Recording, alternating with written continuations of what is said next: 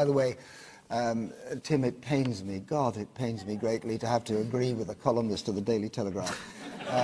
But I do... Imagine how I feel right now. Yeah, and enthusiastically, you said all the things I would wish to have said.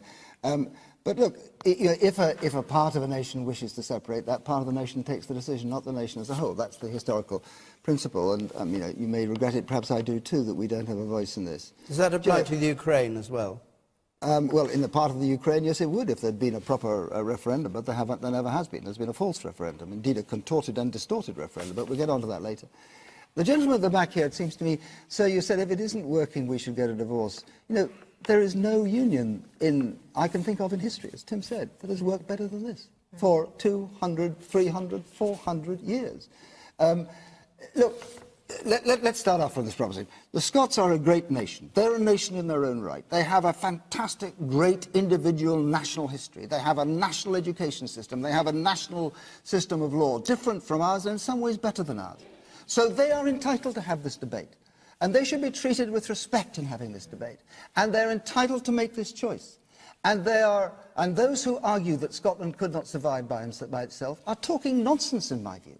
The core of this argument isn't that Scotland can't do this, it is that we are better together.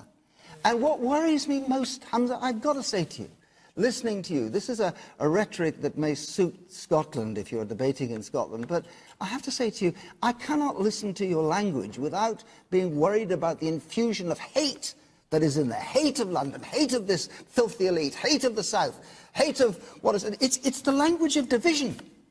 And the reality of it is that we have made a fantastic success in 400 years of Great Britain because we put our divisions aside and worked together. So the argument, it seems to me, I'm desperate for Scotland to say no to independence because we will be stronger as a country, but I passionately believe that they will be too. And all of those great things that are Scottish make such a contribution to us that they will be lost to us. This would be a disaster. But whatever happens, Humza, whatever happens, let us have a more civilized debate than the kind of argument you are using, rather than this dreadful argument of hate and division. Not Lord Ashdown, actually, it's not hateful.